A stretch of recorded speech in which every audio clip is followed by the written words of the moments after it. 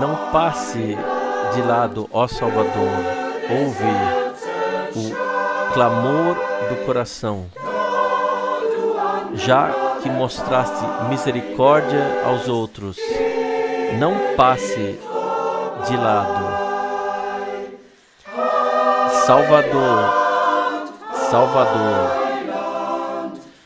ouve o clamor do coração. Já que mostraste misericórdia aos outros, não passes adiante. Conceda-me, no trono da graça, alívio da minha dor.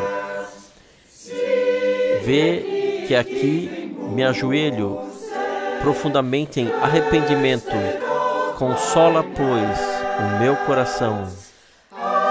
Salvador, Salvador, ouve o clamor do meu coração. Já que mostras misericórdia aos outros, não passes de lado. Somente a ti se volta o meu anseio, rocha da eternidade. Contigo, eu, pobre, estou seguro, agora e para sempre. Salvador, Salvador, ouve o clamor do meu coração. Já que mostras misericórdia aos outros, não passes de lado. Tu és, afinal, a fonte do consolo. Tu trazes os pecadores para o lar. Sê a paz do meu coração. Torna-te toda a minha parte. Salvador, Salvador, ouve o clamor do meu coração. Já que mostras misericórdia aos outros, não passes de lado. Salvador, Salvador, ouve o clamor do meu coração. Já que mostras misericórdia aos outros, não passes de lado. Amados irmãos, amadas irmãs, eu vos dou as boas-vindas de coração no precioso nome de nosso Senhor Jesus Cristo. Também a todos aqueles que estão conectados em todo o mundo, a vocês também dou as boas-vindas de coração.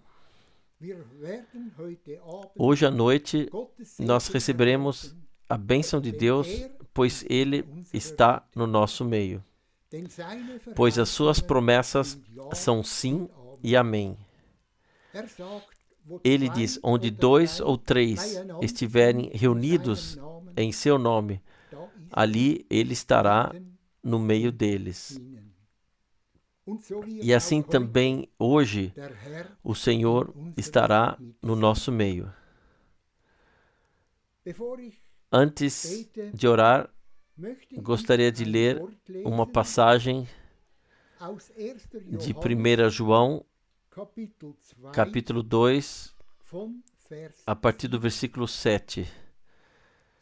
Primeira carta de João, capítulo 2, versículo 7.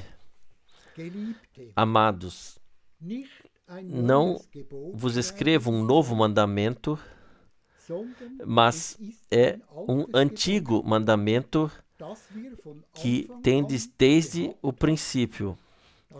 O antigo mandamento é a palavra que ouvistes. Por outro lado, é também um novo mandamento, o que vos escrevo, pois isso se revela verdadeiro nele e em vós. Pois as trevas estão se dissipando e a verdadeira luz já brilha.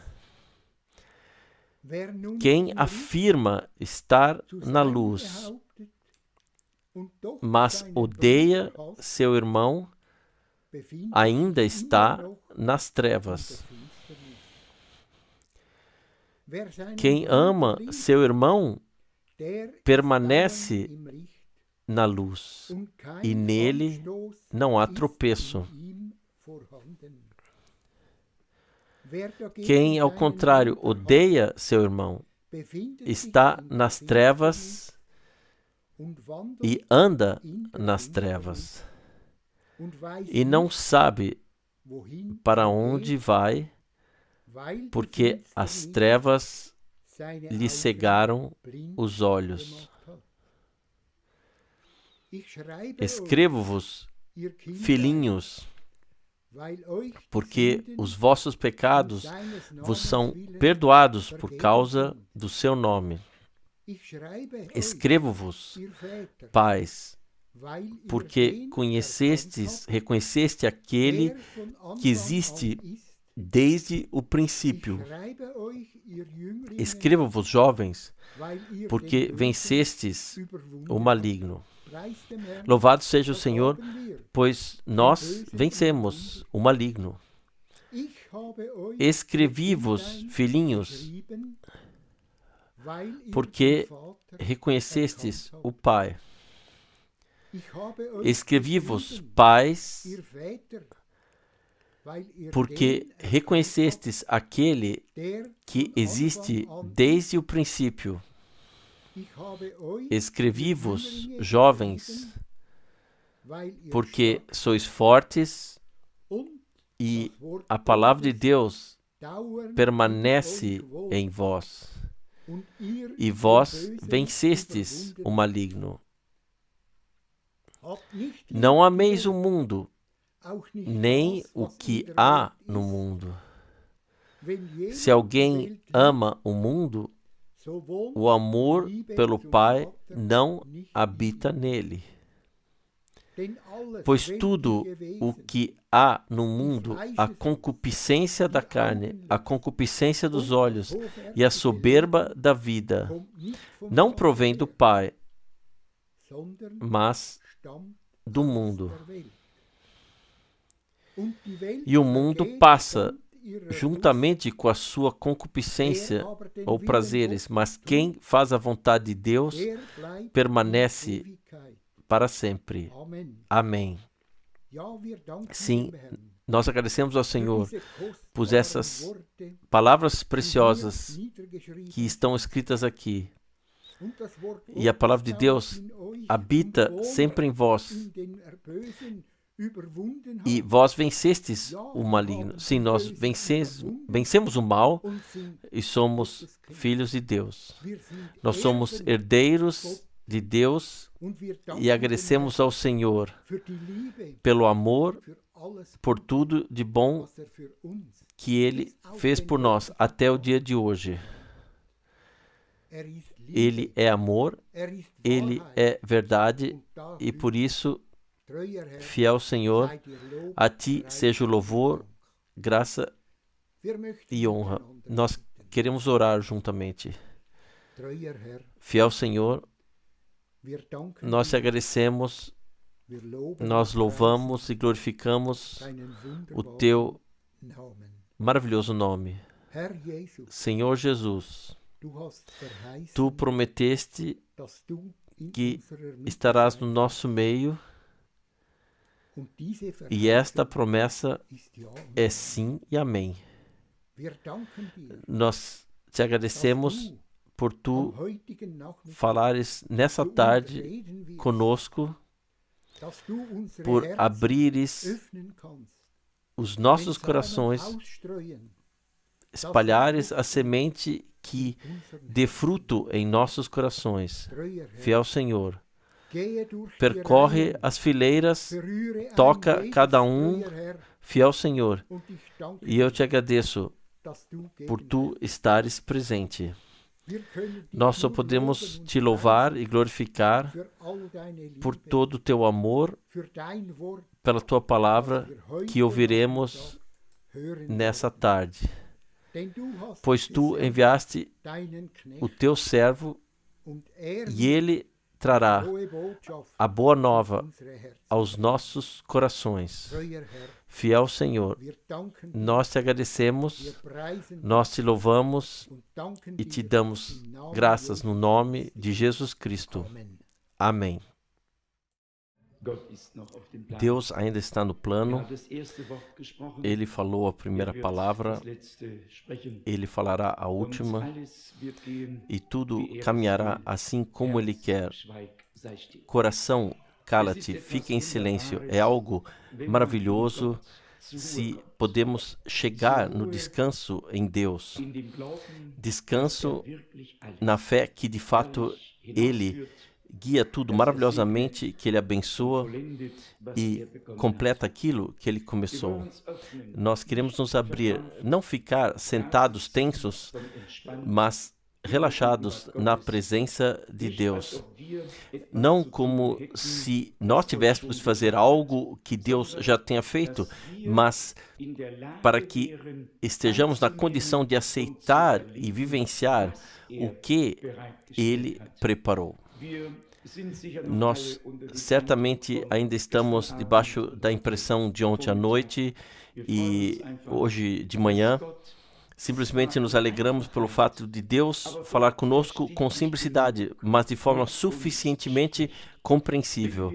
Quando pensamos que, de fato, pessoas verdadeiramente sábias, que dominam várias línguas, traduziram a Bíblia e também foram movidas interiormente, comovidas interiormente, estudaram a Bíblia e com certos acontecimentos não conseguiam fazer nada. Não sabiam, mas apenas porque ainda não havia chegado o tempo certo para isso. Não importa quem sejamos, quando chega o tempo de uma coisa de Deus, então o Senhor revela e aqueles que a recebem, então caminham junto com a obra de Deus e vivenciarão o que Deus prometeu que se torne realidade. O que me tocou na pregação desta manhã, o pensamento foi novo para mim, foi que os israelitas, eles acabaram no Egito por culpa própria, pois antes haviam vendido José para lá como escravo. Eles não queriam, eles não tinham lugar para ele. Vocês todos puderam acompanhar assim? E então eles gritaram na sua aflição e Deus teve misericórdia deles. Eu me pergunto às vezes, quantas vezes nos colocamos em certas situações difíceis por nossa própria culpa. Então clamamos a Deus e Ele nos ajuda e é sempre misericordioso por causa do seu nome. Aqui está uma pergunta por escrito referente ao profeta Elias, que será enviado a Israel, ou seja, que virá praticamente a Jerusalém. Em que passagem bíblica isso se baseia? Na verdade, a pergunta é muito simples. Hoje lemos brevemente do profeta Zacarias. Lá encontramos a promessa para a congregação, representada como castiçal no capítulo 4, mas temos também a promessa de que ao lado desse castiçal, ao lado da congregação, há duas oliveiras, e essas duas oliveiras são dois profetas. Isso é mencionado no Apocalipse capítulo 11, compare, por favor, Zacarias capítulo 4, talvez lá a partir do versículo 8 até o fim. Nesse momento eu vou ler apenas versículo 11. Então perguntei-lhe, o que significam essas duas oliveiras à direita e à esquerda do castiçal. E então, bem no fim, está no versículo 14, ele disse: esses são os 2 filhos do azeite diante do Senhor de toda a terra. Ou seja, os 2 ungidos, pois o óleo na profecia, do ponto de vista espiritual, é sempre uma referência ao Espírito Santo. Se em Mateus 25, as virgens, ou em Krefeld, ou em Munique, ou em algum lugar do mundo, ou na Tchecoslováquia, ou algum lugar no mundo, se em algum momento as virgens ficarem sem óleo, isso significa que não havia suficiente Espírito de Deus. E temos sempre que ler essas passagens bíblicas com atenção. Portanto, os 2 filhos do azeite, óleo, são os 2 profetas que estão ao lado do castiçal. Nós já tomamos isso aqui, já falamos sobre isso. Por exemplo, essa imagem do castiçal e esse quadro também das 2 oliveiras ao lado do castiçal. Se vocês olharem para frente, o que é bom de vez em quando, isso aqui fosse a extremidade do castiçal, então as 2 oliveiras estariam fora do castiçal. Isso significa que eles não aparecem durante o tempo da congregação, eles só aparecem quando o número completo da congregação tiver sido alcançado. Quando o arrebatamento tiver ocorrido, só então virá o ministério das 2 testemunhas. Deus até dispôs isso de tal forma que, em exemplos terrenos compreensíveis e fáceis de entender para todos nós, ele expressou isso para que possamos saber exatamente e ordenar biblicamente. Apocalipse 11, como já mencionado, é conhecido por todos nós. E aí, então, os 2 testemunhos surgem, que falarão profeticamente em Jerusalém por exatamente 3 anos e meio. E quem ler aqui o que está escrito em Apocalipse 11 e tudo o que acontece, ele não poderá de outra forma a não ser se lembrar do ministério de Moisés e no ministério de Elias. E esses 2 profetas, Moisés e Elias, foram que desceram no Monte da Transfiguração ao encontro de Jesus e conversaram com ele sobre o destino que ele teria em Jerusalém. Portanto, tudo se encaixa muito, muito bem. E é por isso que os judeus também esperam que isso aconteça exatamente assim. Eu vou traduzir já em breve. Antes disso, quero ler 2 ou 3 passagens, especialmente no que diz respeito ao ministério do Senhor, que nós, como congregação, devemos continuar, ou seja, que o próprio Deus continua por meio da congregação. A congregação é o seu corpo e Cristo é a cabeça. Nós, como seus membros, temos que dar continuidade a esse ministério, ou seja, ele por meio de nós. Em Mateus capítulo 9, no versículo 35, está escrito: assim Jesus percorria todas as cidades e aldeias, ensinando nas suas sinagogas, pregando o evangelho do reino e curando todas as doenças e enfermidades. Quem ler as passagens anteriores constatará que o Senhor também colocou a fé no ponto central. Está aqui no versículo 29, deveria ser: vocês creem que eu posso fazer isso? Eles responderam: sim, Senhor. Então ele tocou os olhos deles e disse: seja feito conforme a vossa fé. Somente nesses poucos versículos temos as mais diversas maneiras pelas quais se pode orar pelos enfermos. No versículo 33 lemos: e quando o espírito maligno foi expulso, o mudo pôde falar. Antes disso é dito que um possuído foi levado até ele. Existem as mais diversas doenças e antes de orar temos que saber de que doença se trata para que então se possa orar de forma direcionada. E de fato, a palavra do Senhor é sempre determinante e tem que ser proferida. Afinal, está em Mateus capítulo 8, versículos 16 e 17, Mateus 8, 16 e 17. Ao anoitecer, trouxeram-lhe muitos endemoniados e ele expulsou os espíritos malignos com a palavra e curou todos os que estavam ou tinham uma doença, uma aflição. É verdade que, por exemplo, a unção com óleo só pode ser feita ou só pode ser executada onde não há possessão, onde Satanás não se instalou de alguma forma, mas onde os que se tornaram crentes adoecem, aí deve-se orar por eles, por meio da unção com óleo e também na fé de que Deus os restaurará e os ajudará. Mas, se agora tais doenças, como também ouvimos da boca do irmão Branham, doenças que têm vida em si, um câncer, por exemplo, tem vida em si. Não é uma coisa morta, mas tem um germe de vida em si. Se multiplica e fica cada vez maior. E essa vida no câncer, mais cedo ou mais tarde, põe fim à vida de uma pessoa.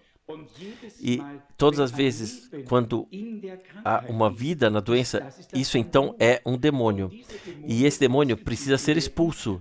E quando ele é expulso, então a pessoa ficará saudável novamente. Se for uma doença na qual não há vida, ou seja, não se espalha, que não se alastrou, que não se propagou, então basta orar na fé e com a imposição das mãos e que Deus então confirme a sua palavra.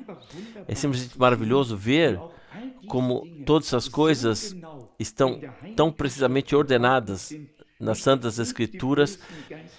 Ele expulsava os espíritos malignos pela palavra. Não, ele curava pela palavra, mas ele expulsava os espíritos malignos pela palavra. A palavra imperativa, a palavra de Deus, a palavra de autoridade ordena a esses espíritos malignos e eles são obrigados a se retirar pela autoridade da palavra. Eles têm que se submeter à ordem de Deus. Pois onde Deus fala, aí está dito, e todos têm que ouvir e obedecer, independentemente de quem seja e do que seja. E ainda uma passagem muito maravilhosa da carta de Pedro, que já me veio à mente ontem à noite. Primeira carta de Pedro, capítulo 2, a partir do versículo 22. 1 Pedro, capítulo 2, versículo 22. Ele não cometeu pecado, nem se encontrou engano em sua boca. Quando foi injuriado, não revidou com injúrias, e quando sofria, não proferia ameaças, mas entregava-se àquele que julga com justiça. E agora vem um versículo. Ele levou os nossos pecados em seu próprio corpo sobre a cruz, para que nós, libertos dos pecados, pudéssemos viver em justiça. Pelas suas feridas fostes curados. É simplesmente maravilhoso ver aqui também como Pedro, no Novo Testamento, cita a palavra do profeta Isaías, do capítulo 53, e a destaca mais uma vez dessa maneira. Vamos crer por plena convicção que no Gólgota tudo aconteceu. A redenção da alma, libertação do espírito, cura do corpo, tudo aconteceu ali. E bem-aventurada a pessoa que, pela fé, pode reivindicar para si toda a redenção e também vivenciar que Deus confirma a sua palavra como verdadeira em nós. Nós, que agora estamos em idade avançada e temos certas dores, enfermidades, isso não tem nada a ver com isso. Vocês sabem que esse é um percurso na vida ao qual todos os seres humanos estão sujeitos. Está determinado que as pessoas morram uma vez e o caminho para isso é de todos conhecido. O ser humano floresce como uma flor, o vento passa por ela e logo ela desaparece. Isaías exclamou no capítulo 40, toda a carne é como a erva e toda a sua glória como a flor da erva. Afinal, Deus não nos prometeu a juventude eterna nesse corpo caído. Deus nos prometeu glória eterna no corpo transformado. E o Senhor retornará e todos os que dormem em Cristo e que estiveram preparados para a primeira ressurreição ressuscitarão, e todos os que estiverem prontos para terem parte e estiverem vivos serão transformados e juntos seremos arrebatados ao Senhor nos ares para estarmos então sempre com o Senhor. Que em todo caso falemos a palavra na fé e peçamos a Deus que Ele aumente em nós para que Ele possa confirmar a sua palavra segundo a sua vontade e seu agrado. Eu fiquei particularmente movido ontem à noite quando esse homem de Deus disse com simplicidade, todos aqui com cadeiras de rodas, com câncer e assim por diante, esperem, eu vou orar por vocês. Eu mesmo fui testemunha com os meus olhos de como pessoas se levantaram das cadeiras de rodas, curadas precisamente pelo poder de Deus. Pessoas devoradas pelo câncer sem qualquer esperança foram curadas de uma só vez ou num instante. Deus é fiel. Deus é fiel. Também temos que chegar ao ponto de que não façamos mais distinção entre casos graves e casos leves. Quem é que tem a responsabilidade pelos casos leves e pelos casos graves? Somente Deus.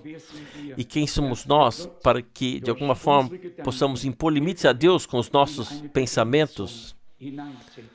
O irmão Russo acabou de dizer, nós cremos nisso porque as Escrituras o atestam. Deus abriu o Mar Vermelho, ergueu uma parede aqui e outra ali, e o povo passou por entre elas. Assim como a parede fica aqui à direita e à esquerda nesse edifício, assim havia paredes de água à esquerda e à direita, e o povo de Israel passou com os pés secos. Não se preocupem em saber como isso foi possível. Isso não é da nossa conta. Era da conta daquele que tinha que fazer isso. O mesmo vale para tudo mais. Eu creio que todos nós fomos fortalecidos na fé, e eu vou traduzir em breve, pois as pregações são simplesmente fortalecedoras da fé. Elas nos edificam, nos dão um novo ânimo, e ainda mais porque sabemos que não foram apenas palavras, mas que Deus estava por trás delas com grandes feitos e confirmou tudo de uma maneira poderosa. A Ele, ao Deus vivo, que realmente tudo pode, que disse, haveria alguma coisa impossível para mim? E que certa vez exclamou a um doente, tudo é possível para aquele que crê. Vamos crer a Deus, crer de acordo com as Escrituras. Ele fará tudo bem. E se cremos que Ele pode ressuscitar todos os mortos, quando já não resta mais nada, o que restou dos mortos que foram devorados pelos animais, queimados pelo fogo, ou que estão em outros lugares, sim, onde eles estão, Deus sabe. E Ele pode, os elementos que pertencem ao corpo, não precisamos mais deles depois, afinal Ele renova tudo. Ele diz, eis que faço novas todas as coisas, e já surge para cada corpo antigo um novo corpo ressuscitado. Sim, podemos perguntar de onde Deus vai tirar isso. Deus pronuncia uma palavra e acontece. É assim mesmo. E quando Ele der o sinal de despertar, os túmulos se abrirão e a ressurreição acontecerá. Os vivos serão transformados. O mesmo Deus que criou, trouxe tudo à existência, todo o universo, que disse, haja luz e houve luz. Amém. Houve luz. Pronto. Ele chamou a luz dia e as trevas de noite, assim que é designado ainda hoje. Sim, nosso Deus é um Deus fiel, um Deus justo. Ele não deixará que ninguém seja envergonhado que coloca sua confiança nele. Também nós não. Louvado seja o seu nome. Vamos cantar um corinho. A ti, Cordeiro de Deus, seja a glória. Muito obrigado. A ti, Cordeiro de Deus, seja toda a honra. Teu sacrifício está consumado. Da nossa culpa e pecado, tu nos libertaste. Nós somos um povo de sacerdotes, reis no teu reino. Em toda a terra não há nome igual ao teu.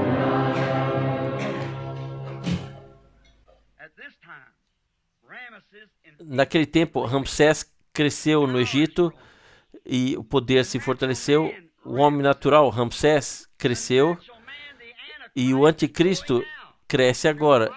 Ele cresce por meio da política. Ele já está, afinal, representado na Casa Branca. Na religião, tudo está uma confusão. Os líderes das denominações, praticamente todas as congregações ou igrejas, já fazem parte da Federação das Igrejas. Vejam, a coisa está crescendo e todos eles estão se unindo. E isso eles então vão conseguir. O que é isso? Surge um poder como o primeiro poder. Então vem a perseguição sobre todos aqueles que não se unirem a eles. Então virá o boicote. Vejam, vocês dizem, sim, então vamos decidir. Não, a decisão é agora. Vejam, tudo cresce, mas pensem nisso.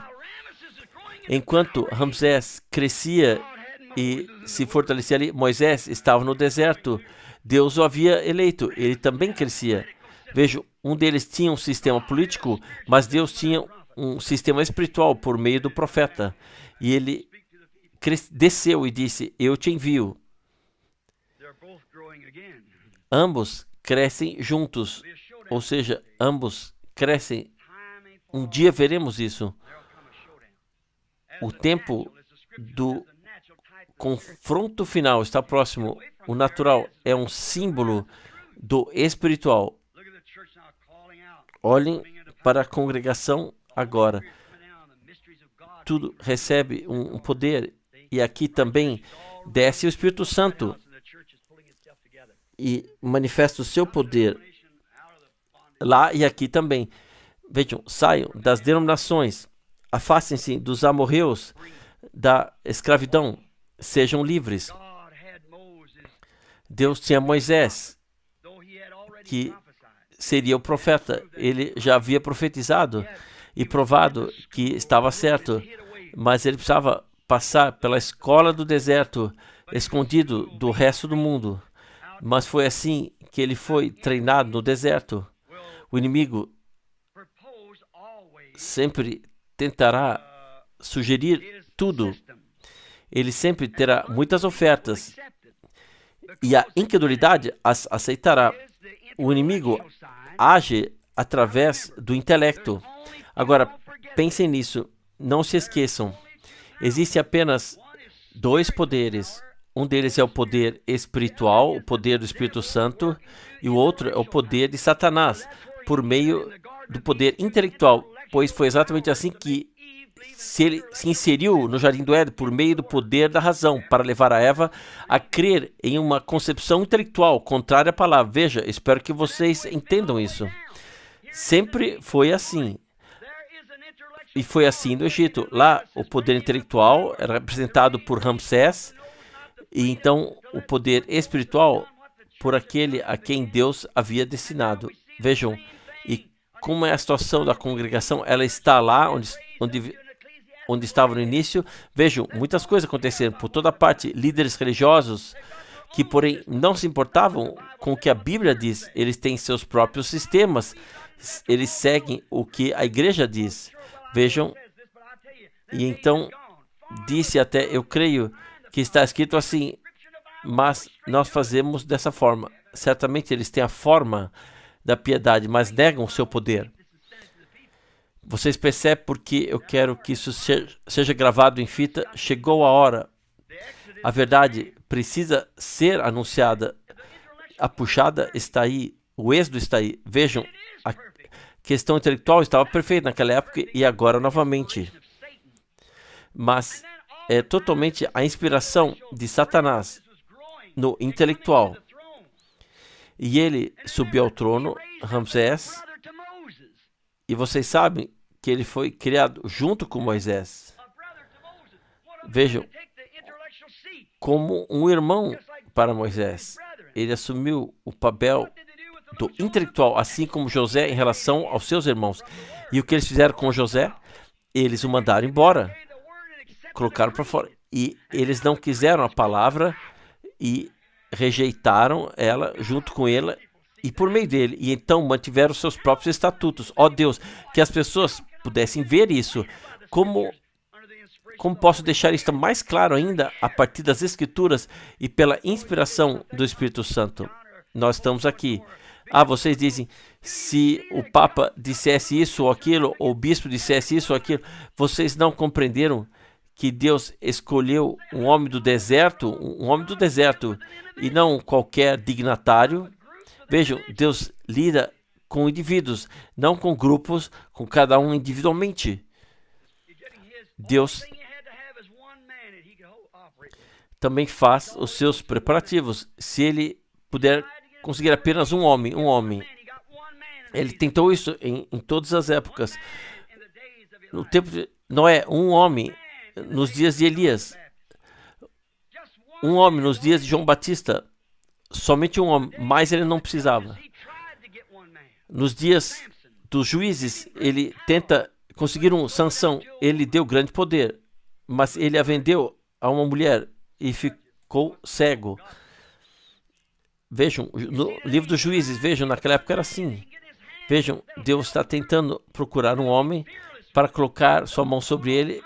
Alguém que diga a verdade, que seja destemido, que não tenha receio. Um homem que ele seja totalmente dedicado, por meio do qual a palavra de Deus se revela como viva. Eu creio que ele está preparando uma pessoa assim. Quem crê na Bíblia tem que crer nisso naturalmente. Alguém que diz a verdade. Nós constatamos após todo esse tempo de treinamento, o inimigo ele propõe algo, a saber, a mentalidade intelectual. E as pessoas se sentam e recebem uma argumentação. E me foi dito há pouco, pode ser, foi alguns dias atrás, um homem falou comigo, ele disse, Billy, ele também trabalhava na mesma área, e ele disse, você é de descendência irlandesa, não é? Eu disse, sou um pouco triste sobre isso, mas sim, sou. Então ele disse, então você deveria ser católico, afinal todos os irlandeses são. Sim, eu disse, se fosse assim, então eu sou o que a congregação era no início. Se ela era católica, então eu sou também. Ou seja, a congregação no Pentecostes. Mas onde está a igreja hoje? Foi organizou-se a primeira igreja católica e depois continuou-se a organizar adiante. E a que ponto chegou? E ele disse, então, você não crê que quando um grupo de pessoas ecumênicas se reúne e estão sentados lá e eles estão discutindo, e então chegam todos a um acordo, você não pensa que eles estão certos? Ele disse, eu ouvi você pregar e gostei bastante, mas você acha que você tem razão? E eu disse, sim, só se eu puder provar isso com a Bíblia. Ele disse, sim, mas a Bíblia não tem nada a ver com isso? Sim, eu disse, a Bíblia tem tudo a ver com isso, é a palavra? Então ele disse, sim, você não acha que essas pessoas do ecumenismo, que elas não poderiam estar mais certas, ter mais convicção do que você, um único homem sem formação como você? Eu disse, sim, tudo bem. Então ele disse, que direito você tem de falar contra a igreja? Ao longo de todos os tempos, ela permaneceu e se afirmou e assim por diante, desde Nicéia e posteriormente. E ele disse, você não crê e não sabe que milhares de pessoas estiveram presentes e eram espirituais nos diversos concílios, e você não acha que a atitude delas estava mais subordinada à vontade de Deus do que a sua hoje? Afinal, a igreja existe há todo esse tempo. Eu disse, isso não testificou a Deus? Se essa fosse a congregação de Deus, então ela deveria fazer o que a congregação fazia no início. Vejam, até mesmo a Bíblia diz que quem tirar ou acrescentar uma palavra terá sua parte na árvore da vida retirada. Seja ecumenismo ou não, seja o que for, a parte será retirada do livro da vida. É assim. E ele disse, Billy, você é apenas um radical. E então, no tempo de Israel, quando se dividiram em Judá e Israel, e assim como os católicos e os protestantes se dividiram, Israel queria continuar sendo Israel. E lá eles tinham um rei chamado Josafá, um homem justo. E esse homem justo tentava cumprir as leis de Deus. Depois eles tiveram outro que se casou com uma mulher por motivos políticos e para se mostrar amigável com outra nação, que se casou com Jezabel e a trouxe para o meio do povo de Deus. O mesmo acontece hoje.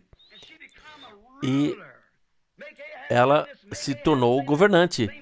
Acabe, faça isso, Acabe, faça aquilo, como também acontece hoje. E eu disse, chegou a prova de força. Queriam se unir naquela época como agora. E Acabe e também Josafá, eles se encontraram, conversaram entre si, homens das organizações, e ele disse, o teu povo é o meu povo, afinal somos todos cristãos, todos cremos, vamos nos reunir. Mas quando a situação ficou realmente séria e a prova de força se aproximava, um deles disse, nós devemos orar e consultar a Deus. Um deles disse a Acabe, precisamos procurar, ou um disse a Acabe, precisamos procurar um profeta. E Acabe tinha, afinal, um sistema que ele cria ser do Senhor. 400 profetas na escola, todos instruídos, todos profetas hebreus.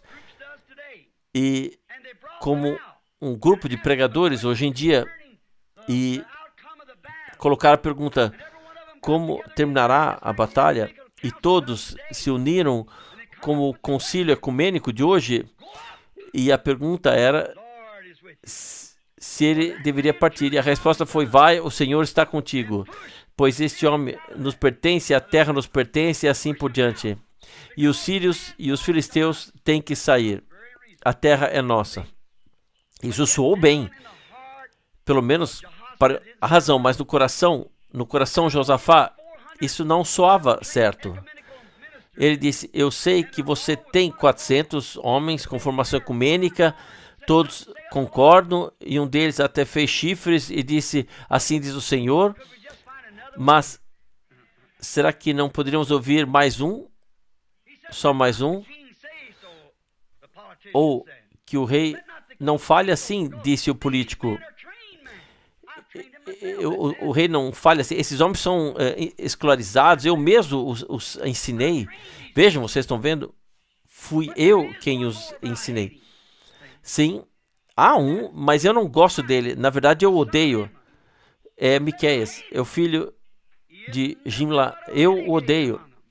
Ele não passa de um malandro, ele está sempre dizendo o que eu estou errado e ele me repreende o tempo todo e assim por diante.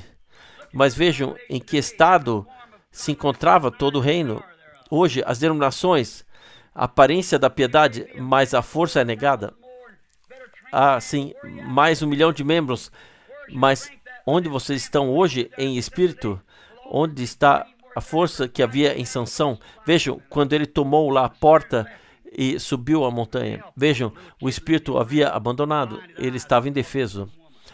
Um menino conseguia guiá-lo cegado por causa de uma mulher. Assim é com a congregação hoje. Política, bispos, anciãos e quem quer que sejam.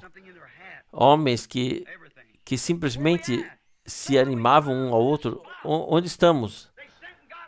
Nós estamos chegando ao ponto. E naquela época chamaram a Miqueias, filho de Jimla, e ele profetizou dizendo que Acabe seria morto na batalha. E o arcebispo de lá, o presidente, deu-lhe um tapa na cara e perguntou: para onde foi o espírito quando se afastou de mim? E disseram: levem esse homem para a prisão, dê-lhe apenas pão e água e mantenham-no vivo. Quando eu voltar, cuidarei dele. E esse profeta de Deus sabia que estava certo. E ele disse: se você voltar, então Deus não falou por meu intermédio. Ele era um profeta.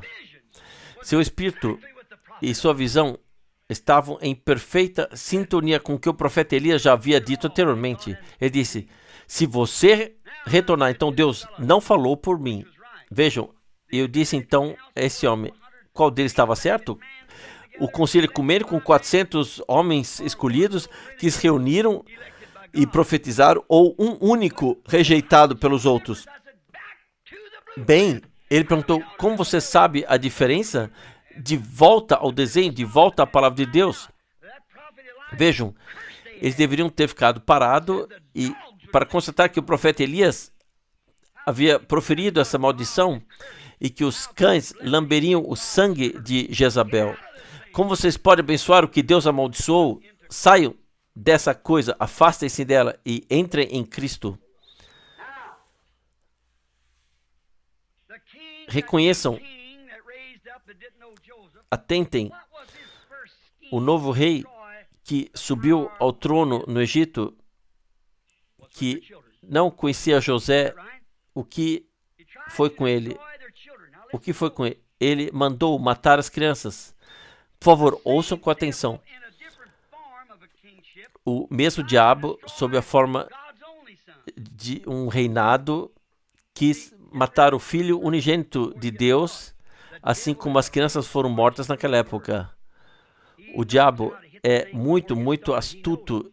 Ele sabe como prejudicar uma causa antes mesmo que ela tenha realmente começado.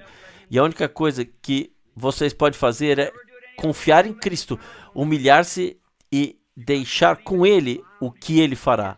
Não com força intelectual. Ele é o pastor. Não são as ovelhas que devem manter o lobo afastado. O pastor mantém o lobo afastado. Mas as ovelhas devem permanecer junto ao pastor para que possa ficar de guarda. Vejam, permaneçam em Cristo e Cristo é a palavra. Esse é o lugar da segurança. Agora preste atenção. O diabo, na forma de um Ramsés ou de um rei, em primeiro lugar, ele mandou matar as crianças. Foi uma morte natural. E assim que o Filho de Deus nasceu, vocês conhecem, afinal, a sua viagem ao Egito e o regresso do Egito. E então, Roma estabeleceu sua sede. E o que aconteceu? As crianças foram mortas naquela época. O diabo, dentro do sistema romano, queria ter certeza de que ele mataria o Filho de Deus ao matar todas aquelas crianças. Hoje, ele faz o mesmo. Dizem que é espiritual e que é religioso. Eles dizem que são cristãos e vocês veem como protestantes e católicos se casam entre si, mas os filhos quase sempre precisam ser criados na religião católica. Aí que o poder é quebrado. E aí que vocês veem o diabo sentado sobre 7 colinas, usando a tríplice coroa. Muito intelectual, sim, a semente da serpente e seus filhos. Vejam, a mesma técnica intelectual é utilizada. Nos outros 2 casos, também se matou os filhos 2 vezes. Por favor, atentem o número 2 e 3. Primeiro, matou as crianças de morte natural. e agora, pela última vez, ele quer matá-las espiritualmente, as crianças espiritualmente. E se caso Daniel não disse que eles quebrariam o poder de tal forma que misturariam a semente entre si para quebrar o outro poder e subjugá-lo. Vejam, vocês precisam somente acrescentar o cardeal ao presidente, ao nome presidente, e então se poderá pegar o dinheiro, pagar as dívidas dos Estados Unidos, e a igreja estará pronta para assumir o controle. Vejam, nós vivemos agora e não conseguimos pagar nossa dívida externa. Seriam necessários 40 anos a partir de agora para pagar as dívidas atuais com os impostos que seriam arrecadados. Vejam para onde tudo isso está indo. Assim que acontece. Sim, as pessoas se casam, umas com as filhas, as outras com os filhos, mas os filhos se tornam católicos. E tudo é destruído espiritualmente. Não está escrito no Apocalipse que ele os lançaria no leito de dor e mataria os seus filhos com a morte espiritual? Vejam, encaixa perfeitamente. E se não fosse assim, não seria a palavra. Vejam, isso tem que percorrer toda a Bíblia como um fio condutor. Deus preparou o seu servo para a tarefa, para a obra. Não que eles tivessem visto isso fora de seus planos. Vocês entenderam isso? Fora dos sistemas organizacionais deles, Deus treinou um homem, o preparou para um propósito específico. Ele pôde se casar, ele pôde ter sua esposa, seus filhos, tudo. Sim, por exemplo, teve uma boa vida, mas Deus sempre o preparou. O inimigo de Deus fazia, naquela época, no plano natural, o que agora acontece no campo espiritual. Vejam, está funcionando novamente paralelo.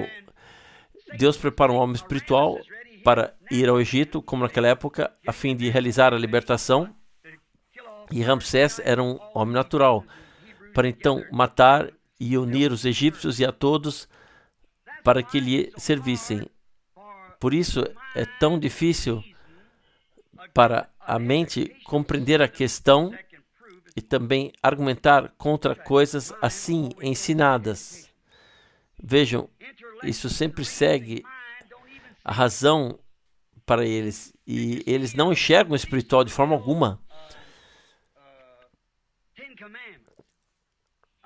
Por exemplo, quando se pensa no filme Os 10 Mandamentos, na exibição do filme, eu não costumo ir ao cinema, mas eu devo dizer com toda sinceridade, quem já assistiu esse filme fica simplesmente impressionado. Mas como isso é apenas uma coisa que é apresentada, eu não vou lá, mas foi uma exibição ao ar livre e acabei assistindo porque me disse que eu precisava ver pelo menos uma vez, simplesmente muito bem retratado. Mas vejam o truque do diabo, como ele é esperto e matou as crianças sempre por meio de pensamentos intelectuais. E dizia-se que isso correspondia ao raciocínio, parecia razoável. Mas vejam, Deus preparou o seu homem durante esse tempo. De um lado, Ramsés, do outro, o homem de Deus. Vejam a diferença entre o poder intelectual e o poder espiritual. Deus abençoou, mas depois vieram as pragas sobre os egípcios. Veja o que aconteceu. Agora, preste atenção. Intelectualmente, eles raciocinam com a razão e não conseguem enxergar o lado espiritual, porque abordam a questão de forma intelectual. Outros, em outras épocas, também não conseguiram ver isso. Não, eles não conseguiram ver naquela época, não nos dias de Elias, e pensavam, este homem seria um profeta com uma barba assim bem espessa e assim por diante. E isso deve ser um profeta? Eles devem ter pensado, assim como Paulo disse naquela época, eu não vim para falar-lhes a vocês com palavras grandiosas de sabedoria humana, mas vim com o poder do Espírito, com a demonstração do Espírito, para que a vossa fé não se baseia na sabedoria humana, mas no poder de Deus, no poder da ressurreição. Vejam, é por isso que às vezes falo um pouco dessa maneira, para que todos entendam. Quando digo agora que Elias não era um sacerdote bem vestido, mas sim um homem vestido de maneira muito simples.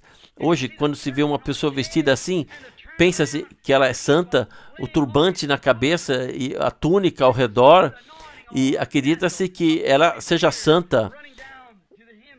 Vejam, mas não é assim. Deus não olha para o exterior, Deus olha para o coração. Não aquilo que nós vemos. E eles agora estão tentando fazer isso. O olho deve ver algo. Os olhos são a porta de entrada para a alma. Vejam. Mas então o Espírito é o olho dentro do olho. Vejam.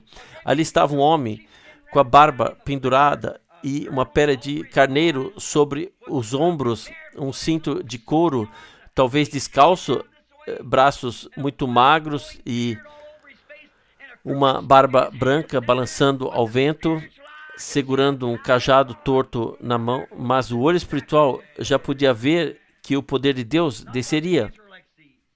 Não o que o intelecto vê, mas o que o olho espiritual vê. Vejam, o que vê o olho natural hoje, o glorioso lá na igreja, o prefeito está chegando, as pessoas ilustres estão chegando, vejam, e eles não veem que o poder do Espírito Santo desce, onde os mortos são ressuscitados, os enfermos são curados, e o poder de Deus se manifesta. Vejam, os outros estão assistindo a Hollywood, e hoje diz, a Suzy que frequenta a igreja, ela cortou o cabelo, ela está maquiada e assim por diante, e todas a imitam. Mas, como se trata com aqueles, de imitar aqueles que vão para o céu, vejam, Deus não pode apoiar nada que não esteja de acordo com a sua palavra. Ele teria então que negar primeiro a sua palavra, e Deus não pode negar a sua palavra. Tudo que ele faz de acordo com a sua palavra, pois o céu e a terra passarão, mas uma mulher com o cabelo cortado não pode comparecer diante de Deus. Desculpe, ele diz literalmente, é uma abominação diante de Deus. Vejam, o olho espiritual vê isso. Eles não vivem apenas aqui, eles se preocupam com a vida após a morte. Vejam, e preste atenção, Deus, ele fez isso, e as pessoas não viram. A mentalidade terrena continuou a argumentar, mas Deus chama agora para uma saída, um êxodo espiritual, assim como naquela época ocorreu uma saída, um êxodo físico do seu povo, agora ele chama para uma saída, um êxodo espiritual. Quem? Seus eleitos. Somente os seus eleitos. O Egito não conseguia ver que Israel estava com a razão. O sangue do cordeiro foi pintado nos batentes das portas, assim por diante, e Deus agiu por meio do profeta. E aquele homem que estava ali pegou o cajado e falou, e o que ele disse aconteceu. Os milagres aconteceram. E eis que as pragas se abateram sobre os egípcios. E ele teve que esperar até que acontecesse.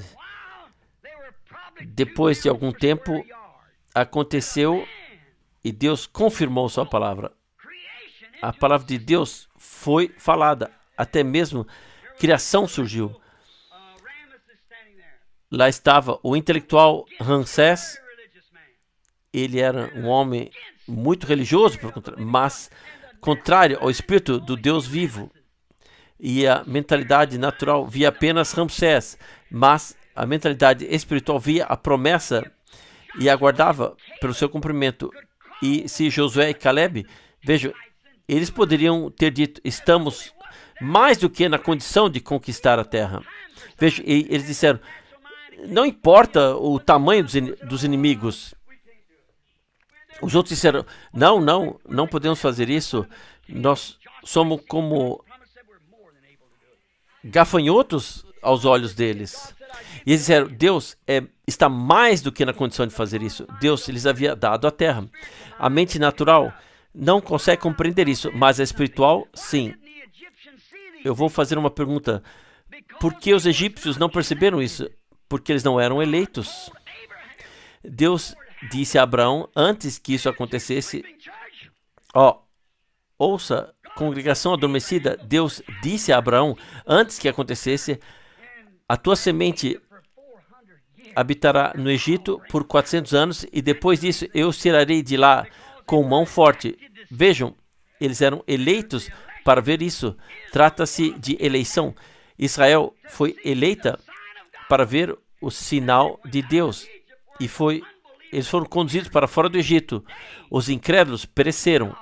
Vejam, hoje Deus chama os seus eleitos, a descendência espiritual de Abraão, que permaneceram na fé, na palavra de Deus, a semente de Abraão.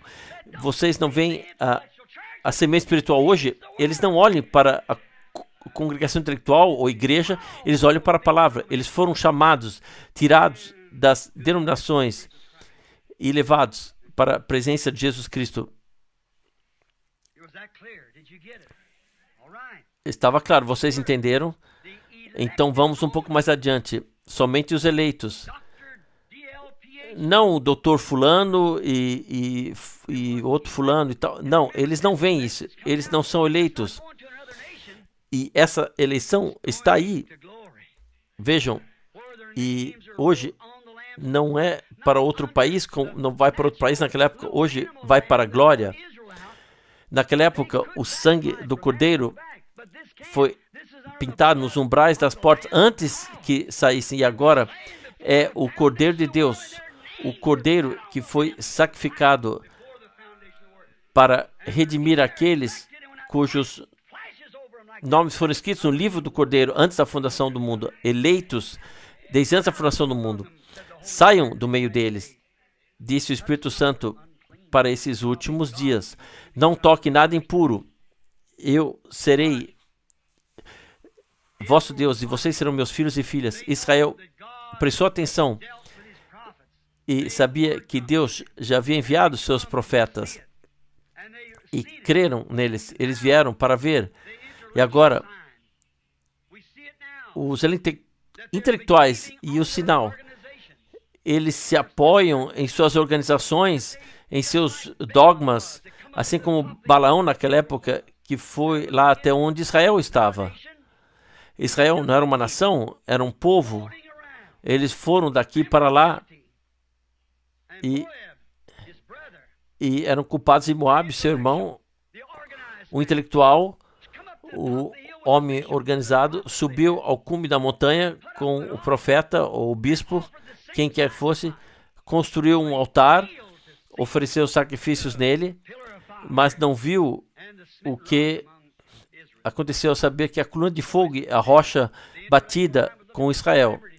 Os intelectuais não veem isso. Eles não veem a rocha batida. O próprio bispo não viu.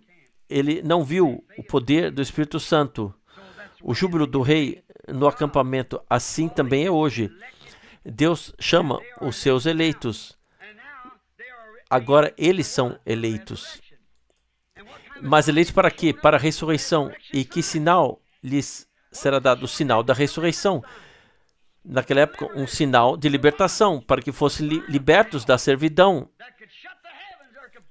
Um sinal de poder, para que aconteçam milagres e sinais. Mas agora ele mostra o poder de sua ressurreição como Filho de Deus, que ressuscitou e venceu a morte, o inferno e o diabo, e faz as coisas que fez e que prometeu, sinais da ressurreição. E ele chama um povo espiritual para sair do Egito espiritual e da Babilônia. Por favor, compreendam isso agora. Ele fez isso pelo mesmo sistema como aconteceu no início. O mesmo. Os olhos dos incrédulos foram cegados, mas os olhos dos crentes foram abertos. Política, por um lado, no plano intelectual, também na igreja, nas nações, tudo. E, por outro lado, um propósito espiritual oculto. E Deus escolheu um homem no deserto, o treinou e o trouxe de volta e a obra se cumpriu. O povo foi liberto. Vocês veem o que eu quero dizer? Deus não pode mudar o seu plano. Ele é Deus. Ele jamais vai negociar com um grupo. Ele nunca fez isso. Ele negociará com um indivíduo. Ele fez isso, ele fará isso. Aliás, em Malaquias ele prometeu isso. Foi a sua promessa, o que ele era, o que ele é e o que ele fará. Aqui estamos nós. Que povo feliz deveríamos ser. Ele lhes deu um sinal por meio de sua palavra prometida. Um sinal. Palavra prometida. Ele prometeu fazê-lo. Eu vou restaurar a fé dos corações, devolvendo a fé dos pais pentecostais. Ele prometeu. Ele mostra os seus sinais, assim como foi nos dias de Sodoma. Assim será quando o Filho do Homem se revelar. Que sinal viu a congregação naquela época? O que viram os intelectuais? 2 pregadores. E o que viram os intelectuais que estavam com Abraão? Eles viram Deus revelado em um corpo terreno, capaz de revelar os pensamentos, corações e dizer o que Sara estava fazendo atrás dele, assim como foi nos dias de Ló, assim será nos dias do Filho do Homem. Nós vemos que ele faz o mesmo. Ele age por meio de carne humana. Chegou a hora. Aqui estamos nós, amigos. É isso. Uma saída, um êxodo está prestes a acontecer. Agora, reconheçam.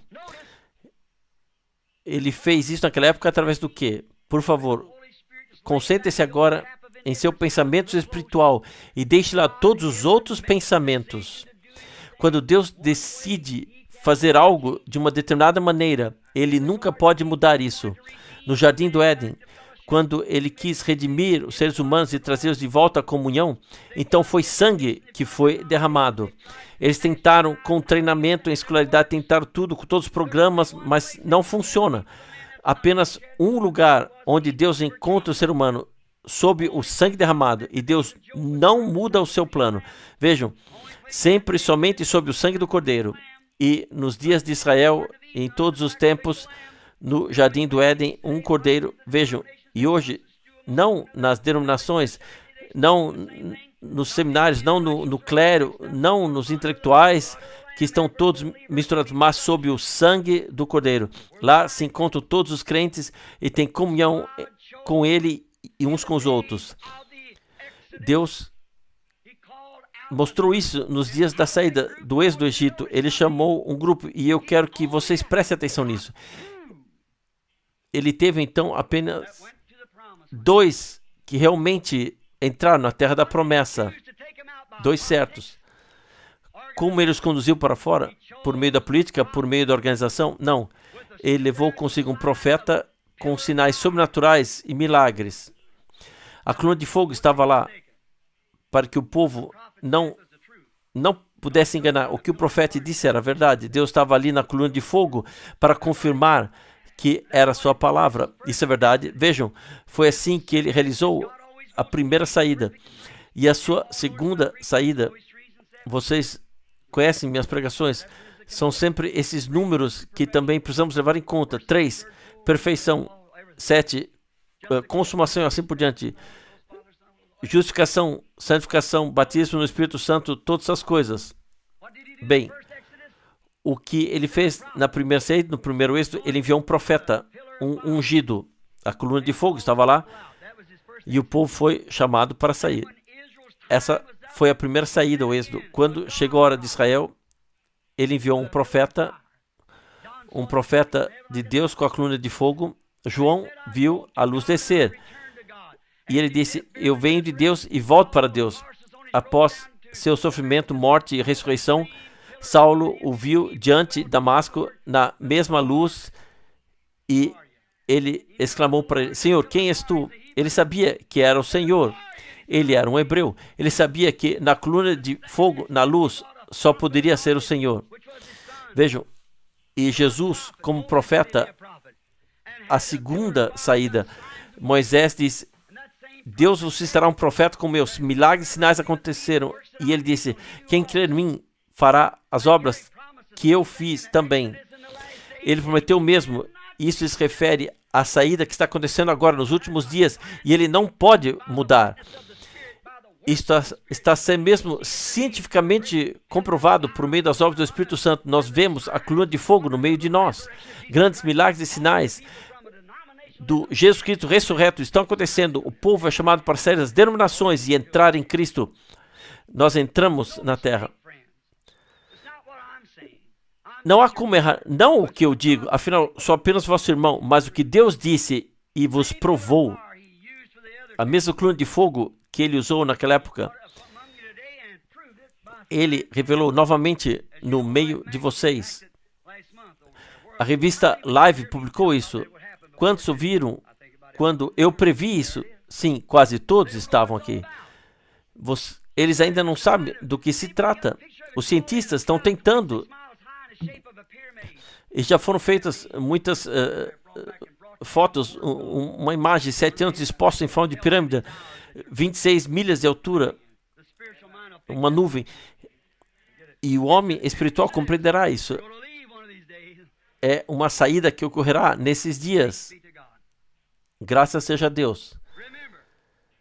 Lembre-se disso. Estou chegando agora ao fim.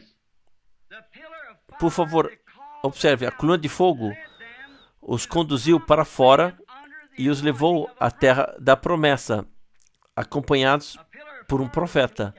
A coluna de fogo estava lá, que eles viram. Ela os conduziu à terra da promessa com um profeta ungido, e eles rejeitaram repetidamente. Bem, eu sei que teremos batismo. Eu tenho mais 6 folhas com anotações, se eu preciso parar agora. Por favor, preste atenção a isso. Nós estamos no tempo do chamado para sair. Saiam de Babilônia. Disse o anjo da Babilônia, da confusão. Quem está certo? Os metodistas ou os batistas? Saiam de tudo. Deus está certo. Deixe toda a palavra humana ser mentira e a palavra de Deus ser verdadeira. Saiam fora. A mesma coluna de fogo se inclinou. A mesma unção, o mesmo Espírito guia o povo de Deus para a terra da promessa. Guiado para fora e depois conduzido para dentro, Israel como nação. O mesmo Deus, a mesma coluna de fogo. Como foi capturada pela câmera. Vocês sabem, o Dr. George J. Lacey, que analisou esse filme, o chefe da polícia criminal, e vocês leram a sua avaliação lá. E dezenas de milhares de pessoas viram isso com seus próprios olhos. As pessoas saíram dos edifícios e observaram como era essa luz lá no céu. E o que ele disse, psicologia, a câmera não vai poder capturar. Não é uma ilusão de ótica.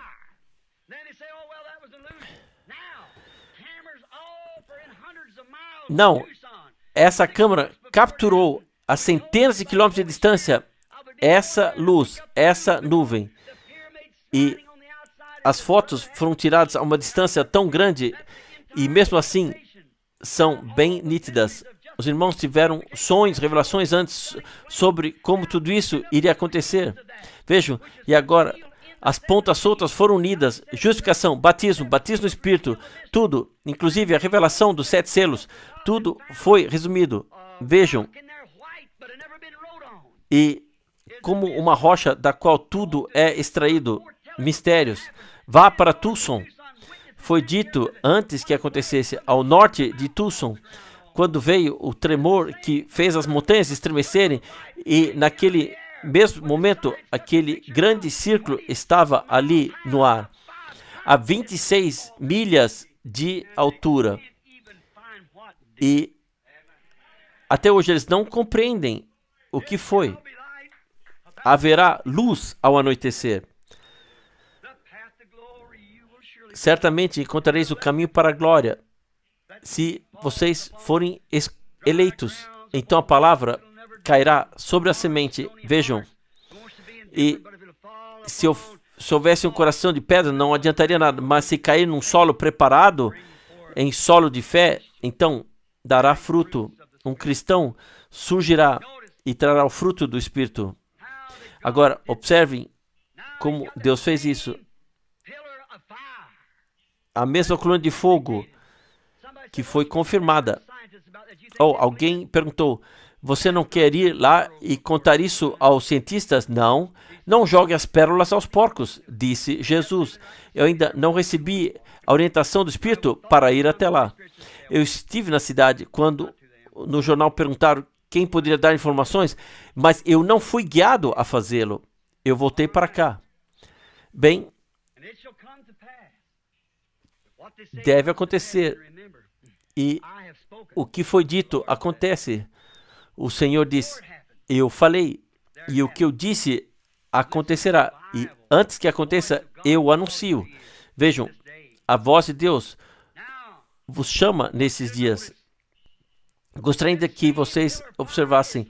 A mesma coluna de fogo está agora novamente guiando o povo para a terra da promessa, lá em cima, e depois de volta ao reino milenar. Vejam, no sexto selo nos é dito como a terra deve ser purificada antes do início do milênio, antes do reino milenar. Vejam, a coluna de fogo que guiou Israel da escravidão no êxodo para a liberdade, essa mesma coluna de fogo, sob a orientação de Deus, Deus era, afinal, o fogo, e a coluna de fogo é apenas a unção que então recai sobre o profeta, e a coluna de fogo está ali como testemunha celestial de que Moisés foi chamado. Senão, sempre formaram organizações, também naquela época, disse Moisés, você é o único aqui, nós também estamos aí, como você pode assumir tudo sozinho? E vejam, Moisés chorou e orou, e Deus disse, afasta-te, eu os devorarei. Vejam como Moisés poderia, ele não tinha escolha, ele tinha que dizer o que Deus disse. Até mesmo Miriam, a profetisa, e Arão riram de Moisés quando ele se casou com a etíope. Eles zombaram dele, e Abrão ficou irado por terem falado contra o seu servo. O que ele fez? Ele o chamou à tenda da revelação. Miriam, uma profetisa. Mas Moisés era mais do que apenas um profeta. Mais do que um profeta. E Deus disse, vocês não temem a Deus? Se houver um profeta no meio de vós, então o Senhor, eu falarei por meio dele de visões, mas não assim com Moisés. Pois com ele eu falo face a face. Vocês não temem a Deus? E ela foi atingida pela lepra. Vocês conhecem a história. Ele não disse a respeito de João Batista quem vocês queriam ver. Ele era mais do que um profeta. Por quê? Porque ele era mais do que um profeta. Ele era o mensageiro da aliança, aquele que construiu a ponte e preparou o caminho. Hoje temos entre nós o grande Espírito Santo, mais do que um profeta. Deus se revelou no nosso meio. Ele está no nosso meio. Ele é mais do que um profeta. 1000 vezes mais aconteceu do que nos dias dos profetas. Vejam o que Elias fez. Apenas algo como 12 milagres. E Eliseu fez o dobro. E nós vimos milhares de milagres. Vimos com os nossos próprios olhos o anjo do Senhor, como ele entra, e até meus cientistas registraram a foto. O que será no dia do juízo final? Vejam, é o anjo do Senhor, que é Cristo.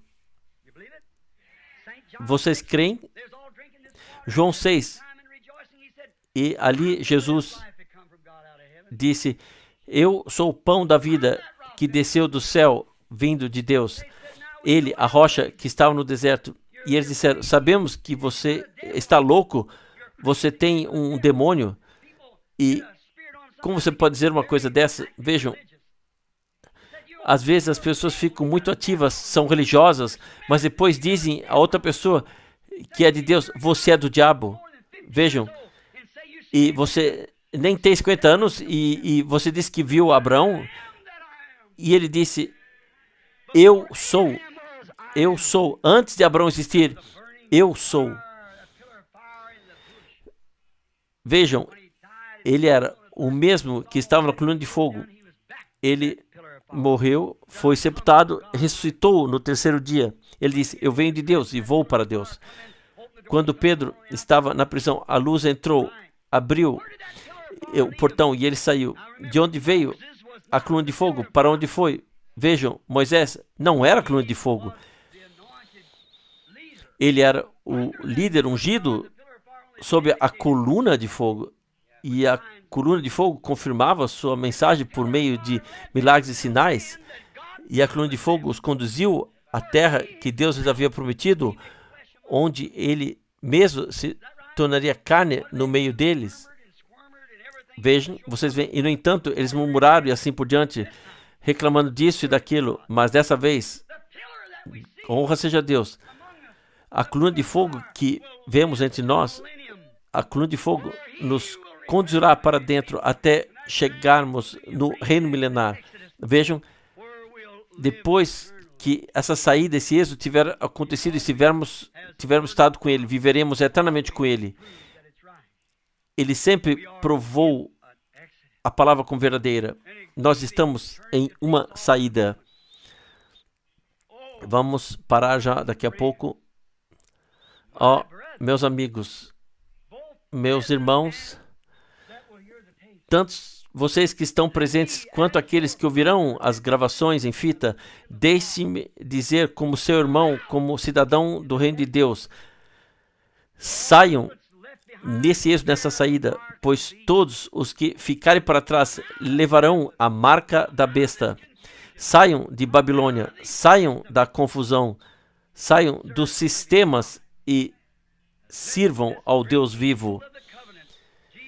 Que esse grande anjo da aliança, Jesus Cristo, na forma de Deus, na estatura de Deus, mas que ele não construiu isso algo como deveria se aferrar, ser igual a Deus, mas se despojou totalmente e se revelou e realizou a primeira e a segunda saída. É ele quem realiza a terceira. Ele os trouxe naquela época da terra natural a uma terra natural. A segunda saída de um estado espiritual para um estado espiritual, o batismo do Espírito Santo. E agora ele nos leva por meio do batismo no Espírito Santo para a terra eterna da promessa. A mesma coluna de fogo, a mesma unção, tudo mesmo, que faz tudo da mesma maneira. Aquele que anunciou a primeira tem a segunda e a terceira, e agora vemos isso acontecer. Saiam, saiam desse caos. Venham para o Deus vivo. Venham para a palavra. E a palavra se fez carne e habitou entre nós. Ele está agora em nós. Nós somos carne.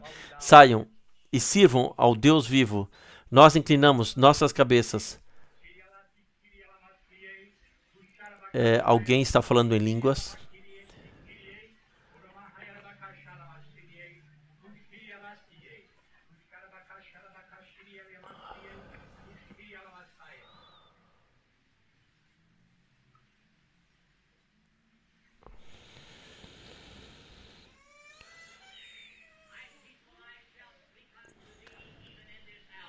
Meu povo, eu mesmo falei a vocês nesta hora. Vocês ouviram a voz do profeta nesses dias. Eu vos digo, eu sou o Deus Todo-Poderoso. Eu vim, estou me revelando agora, nesses dias.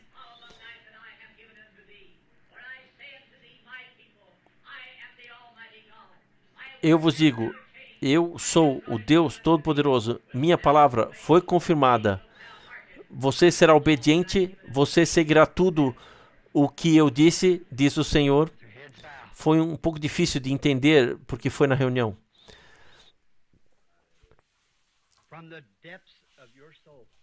Do fundo da vossa alma, do fundo de tudo do que há em vocês, estejam Vocês estão prontos para abandonar as coisas do mundo, morrer para as coisas do mundo e viver para Deus? Se não for sincero, não façam isso.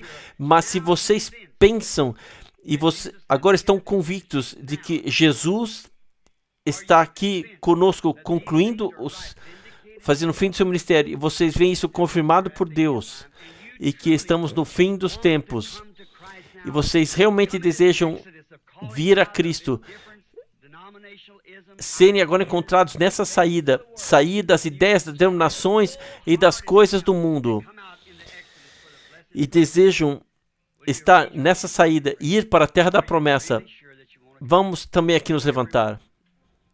Venham para frente simplesmente se vocês foram chamados, se tiverem sido chamados. Venham para frente, então vamos orar aqui. Venham simplesmente para frente para que possamos orar juntos e nos consagrar ao Senhor. Que o Espírito Santo desça sobre a palavra prometida. Que o Espírito Santo entre em seus corações. Havia cerca de 20 mãos levantadas. Eles não estão satisfeitos. Venham todos, venham mais um pouco para frente. Aproximem-se um pouco mais aqui. Se naqueles dias do Êxodo, desses 2,5 milhões de pessoas, naquela época eram apenas 2 que foram realmente corajosos e percorreram todo o caminho com Deus. No início, Deus tinha 120 lá no cenáculo. E agora, no fim do mundo, venham, fiquem aqui nas duas, três primeiras fileiras. Venham o mais perto que vocês puderem aqui. Larga é a porta, espaçoso o caminho que conduz à perdição, e muitos são os que por ela entram. Vejam, estreita é a porta e apertado o caminho que conduz à vida. Poucos são que o encontram. Agora, enquanto o Espírito Santo age assim tão poderosamente e deseja purificar corações e circuncidar corações, deseja retirar as coisas do mundo de vocês, circuncidar os vossos ouvidos e corações para que vocês compreendam claramente a voz de Deus que fala com vocês à luz desse dia. Concede, Senhor, que seus olhos sejam abertos para que eles vejam a glória de Deus nessas últimas horas decisivas. Tu disseste, todos aqueles que o Pai me deu virão a mim, e eu os ressuscitarei no dia do juízo final.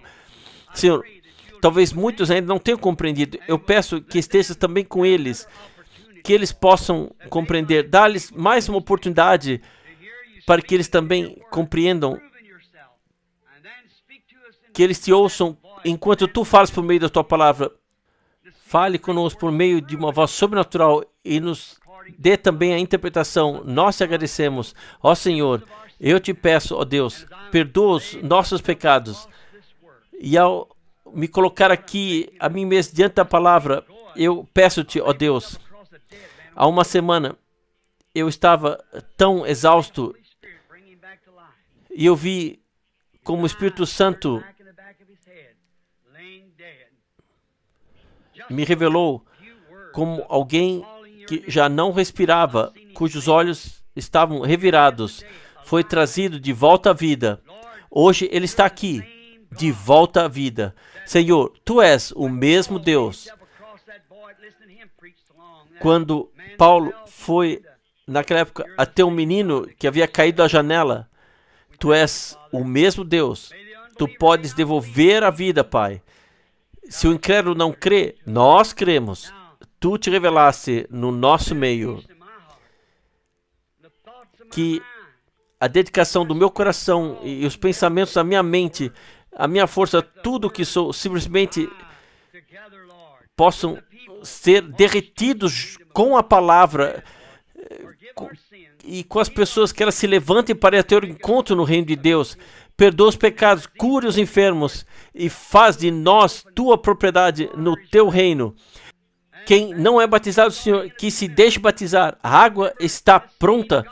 Tudo está pronto. Senhor, o mesmo evangelho foi pregado.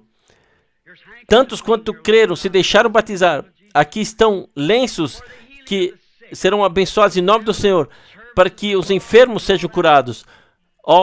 Nossas reuniões são longas, se prolongam, porque já é tarde, Senhor. Senhor, Nós aceitamos a Tua palavra, recebemos a Tua palavra, meu Deus, pois um frio se aproxima e as folhas vão cair. Quando vemos a natureza como isso acontece, sabemos em que estação do ano estamos. Pai, agora peço, fale a todos. A Bíblia diz que muitos que creram se deixaram batizar. E talvez haja muitos aqui que creram, mas não são batizados. Que eles venham humildes e submissos, reconhecendo que morreram para o mundo a fim de serem sepultados com Cristo e poderem levar uma vida divina com Ele, com a ajuda do Espírito Santo. Nós os entregamos a Ti para esse fim, no nome de Jesus Cristo. Amém.